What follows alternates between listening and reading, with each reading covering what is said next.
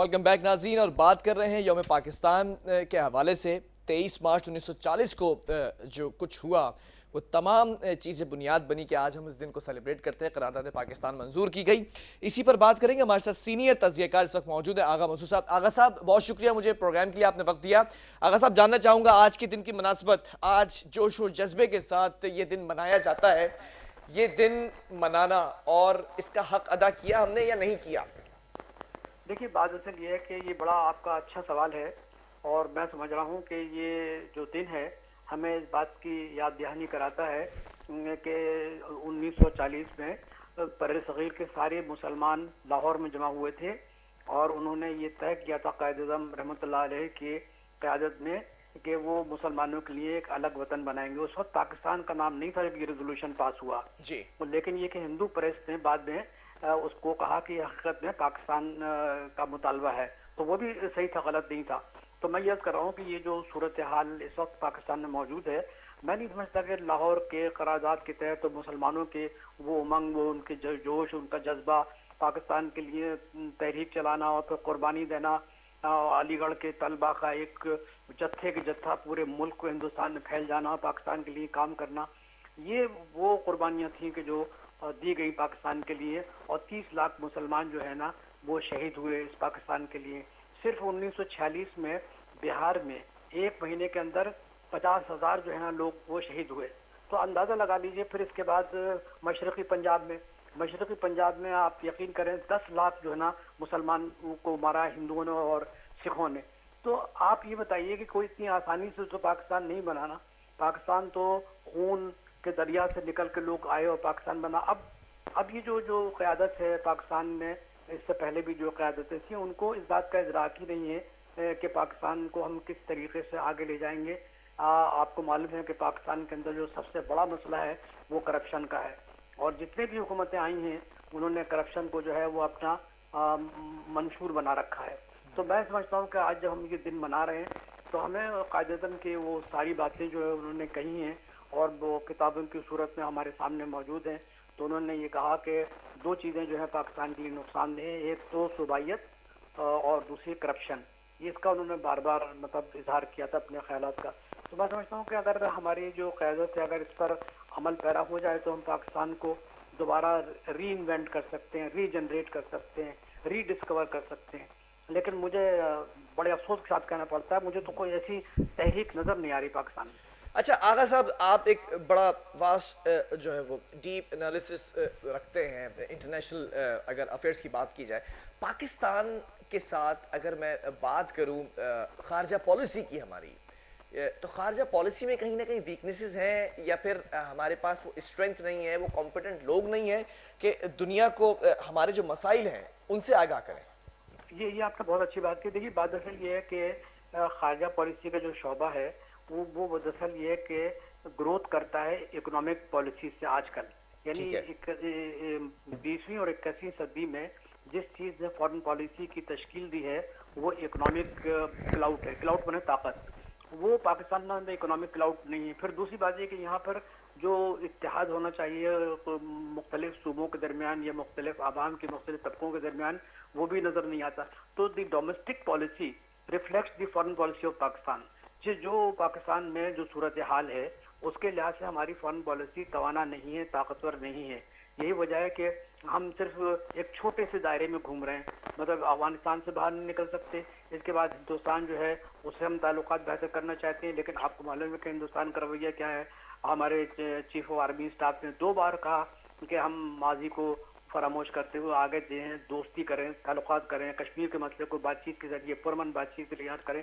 तो मेरा ख्याल है पाकिस्तान की फॉरेन पॉलिसी के जो बनाने वाले हैं उनमें इतनी तवानाई नहीं है, ना ही उनके पास इतना इदराक है। और फिर सबसे बड़ी बात है आपके रिसोर्सेज नहीं है ताकि ये कि आप मुल्कों में जाएं, अपने पाकिस्तान को इंट्रोड्यूस कराएं, बताएं कि क्या मसाइल हैं। हम IMF के चक्कर से नहीं निकलते, फलां के चक्कर से नहीं। तो मैं ये समझ रहा हूँ इससे हमारी फॉरेन पॉलिसी का जो इम्पैक्ट है वो नज़र नहीं आ रहा। अच्छा, अगर बात की जाए पड़ोसी मुल्क भारत के हवाले से, तो आज नरेंद्र मोदी ने भी जो पैगाम दिए हैं पाकिस्तान के साथ बैठकर बात करने के लिए और खुशगवार ताल्लुकात का इजहार किया है, क्या समझते हैं इसको देखकर? देखिए बात असल ये है कि अमेरिका जो है ना, अमेरिका इस वक्त अमेरिका पाकिस्तान को जो है ना और हिंदुस्तान को वो चाहता है कि इनके दरमियान दोस्ती हो ताकि चाइना को कंटेन करने में आसानी हो जाए। मैं समझता हूँ कि पाकिस्तान को चाइना के लेंस से हम जो अमेरिका देख रहा है वो मुनासिब नहीं है।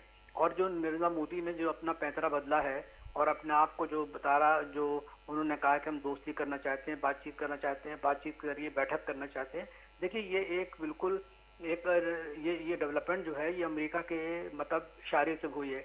अभी जो ऑस्टिन जो अमेरिका का मतलब सेक्रेटरी डिफेंस था, 3 दिन भारत में रुक के गया है और 3 दिन तक ये लोग आपस में बात करते रहे और मेरा ख्याल है समझाया होगा कि पाकिस्तान से इस वक्त जो है दोस्ती मुनासिब है, क्योंकि हिंदुस्तान फंसा हुआ है, कश्मीर फंसा हुआ है, फिर इसके बाद ये कि सिखों की तहरीक है उसमें फंसा हुआ है, और फिर वहाँ पे जो मुख्तलिफ तहरीकें चल रही हैं उसमें भी हिंदुस्तान फंसा हुआ है, फिर कोरोना की वजह से हिंदुस्तान की इकोनॉमी जो है उसमें मेल्टडाउन हुआ है। तो मैं समझता हूँ जो 3 दिन रुके हैं ऑस्टिन डिफेंस सेक्रेटरी अमेरिका के, उन्होंने ये समझाया, इसकी वजह से ये नरेंद्र मोदी बात कर रहे हैं। वरना नरेंद्र मोदी तो इंतहा पसंद आदमी है, वो बुचर ऑफ गुजरात है, मुसलमानों को उसने कत्ल किया, कश्मीर में किस तरीके से मुसलमानों के साथ बर्ताव कर रहा है। फिर ये कि खुद हिंदुस्तान में जो 22 करोड़ मुसलमान हैं वो बेचारे खौफ की जिंदगी बसर कर रहे हैं। तो मैं नहीं समझ रहा कि 2-3 जुमले से कहने से पाकिस्तान हिंदुस्तान के दरमियान जो है मामला बेहतर हो जाएंगे। अमेरिका पर भरोसा हम कर ही नहीं सकते। अमेरिका ठीक है अगर उसकी ख्वाहिश है कि ताल्लुकात हों तो पुरअमन गुफ्तगू हो, लेकिन पाकिस्तान को अपने कार्ड जो है ना बड़े संभल के खेलने चाहिए। और ये है कि सिर्फ ये है कि नरेंद्र मोदी के इस जुमले से जो है हम अपने आप को उनके आगे जो है ना सारे कार्ड खोल दें, मेरा ख्याल मुनासिब नहीं है। अच्छा, भारत के साथ हमारा सबसे बड़ा जो मसला है वो ऑब्वियसली कश्मीर का मसला है, तो कश्मीर का मसला कैसे हल हो सकता है? क्योंकि अक़वाम मुत्तहिदा में भी ये मसला जो है वो ज़ेर बहस आता रहा है बारहा, और फिर हमारी वीकनेसेस हैं कि हम वही सवाल जो मैंने पहले किया कि हम उस मसले को आगे बेहतर तरीके से नहीं ले जा सके। अब भारत भी बैठने की और टेबल टॉक करने की बात करे, तो कैसे, क्या लगता है कि मुस्तकबिल के अंदर ये मसला हल होता नज़र आ रहा है? देखिए कश्मीर का मसला जो है कश्मीर के अवामी हल करेंगे। अब ये है कि हिंदुस्तान पाकिस्तान जो है ना इस सिलसिले में देखिए फरीक ज़रूर हैं, लेकिन मैं समझता हूँ जो तीसरा फरीक है वही बहुत बहुत इम्पोर्टेंट है, वो कश्मीर के अवाम है। वही कुर्बानियाँ दे रहे हैं, वही वो मतलब ये कि मक्तल में खड़े हुए हैं। और आपको मालूम है कि गुज़िश्ता 1.5 साल में तकरीबन 1 लाख कश्मीरी जो है ना मुख्तलिफ अंदाज से शहीद हुए या ज़ख्मी हुए। तो आप अंदाज़ा लगाइए इतने बड़े ज़ख्म के साथ ये समझना कि एक छोटी सी मुलाकात में नरेंद्र मोदी या इमरान साहब के साथ कोई तब्दीली आ जाएगी। नहीं, कश्मीर का मतलब सिर्फ कश्मीर के आवाम ही हल कर सकते हैं, और वो या तो जद्दोजहद के जरिए हल करेंगे जैसे वो कर रहे हैं, या फिर ये है कि कोई सालिसी का किरदार अदा करे, जैसे कि एक ज़माने में डोनाल्ड ट्रंप ने कहा था कि मैं सालिसी का किरदार अदा करने को तैयार हूँ। तो अगर कोई सालिसी का किरदार अदा कर दे, जो बाइडेन कर दें, तो मेरा ख्याल है कि इसमें थोड़ी सी मतलब ये कि बर्फ़ पिघलेगी। लेकिन ये समझ जाएंगे कश्मीर का मसला चंद गुफ्तन और उससे बातचीत के जरिए हल हो जाएगा, लेकिन मैं समझता हूँ ऐसा नहीं है। और अगर आइंदा बातचीत हो तो कश्मीरी आवाम की क़यादत को इसमें शामिल करना चाहिए। अच्छा, अगर मैं बात करूँ दुनिया भर के हवाले से और मुस्लिम ममालिक, स्पेशली मुस्लिम ममालिक के साथ पाकिस्तान के ताल्लुकात कहीं ना कहीं खट्टे मीठे नज़र आते हैं, इसकी वजह क्या है? देखिए मुस्लिम ममालिक खुद भी मतलब आपस में मुत्तहद नहीं है। मुस्लिम ममालिक का जो है ना वो कुछ मुस्लिम ममालिक बहुत ही गरीब हैं, कुछ बेपनाह अमीर हैं, तो उनके अपने भी मफादात हैं। फिर दूसरी बात यह है कि मुस्लिम ममालिक 2 कैटेगरी में हैं। एक वो मुस्लिम ममालिक के जो ईरान का साथ दे रहे हैं, एक वो मुस्लिम ममालिक के जो सऊदी अरब और यूएई का साथ दे रहे हैं। तो इस तरीके से मुस्लिम ममालिक भी जो है ना वो आपस में मुनक़सिम हैं। तो इस सूरत हाल में अगर कोई समझ रहा है कि मुस्लिम ममालिक का पाकिस्तान के साथ जो है इत्तेहाद बड़ा वो लासानी है या बहुत आफाकी है, ऐसा नहीं है।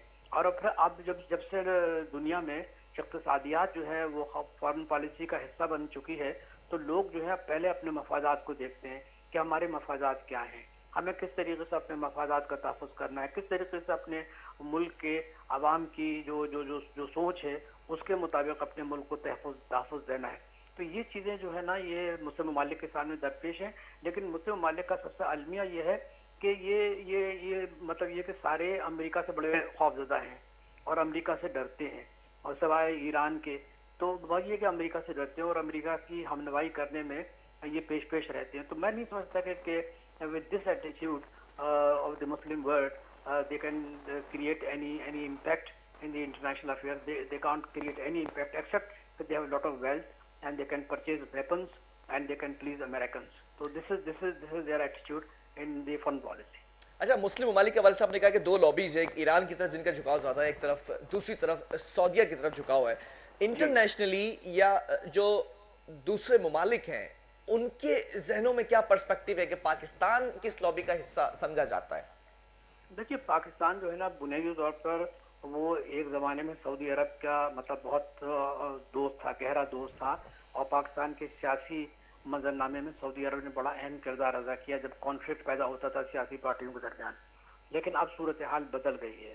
अब दोस्ती तो अरब ममालिक से है, सऊदी अरब से भी है, यूएई से भी है, जिन्होंने पाकिस्तान को मतलब डिफ़ॉल्ट होने से बचाया है, और पाकिस्तान इस बात को तस्लीम भी करता है और उसका इजहार भी करता है। लेकिन यह है कि पाकिस्तान उनकी तरफ से ईरान के लिए कोई ऐसी जंग ना करेगा और ना ही ईरान के खिलाफ कोई ऐसा महाज बनाएगा, बल्कि ये बात अब तयशुदा है पाकिस्तान की सोच के लिहाज से कि हम किसी के लिए जंग या किसी के लिए तनाव का बायस नहीं बनेंगे। ठीक है, बहुत शुक्रिया आगा साहब आपके तज़किये का, आपके वक्त का। नाज़रीन, आगा मसूद साहब हमारे साथ मौजूद थे। और पाकिस्तान दुनिया भर में एक अहमियत रखता है, उस अहमियत की वजह से पाकिस्तान को जो है वो सराहा भी जाता है, और पाकिस्तान के जो लोग हैं, जो शहरी हैं, वो भी दुनिया भर में माने और जाने जाते हैं। इसी दिन की मुनासबत से जो दिन मनाया जाता है, इसी को डिस्कस करेंगे मज़ीद एक वक्फे के बाद।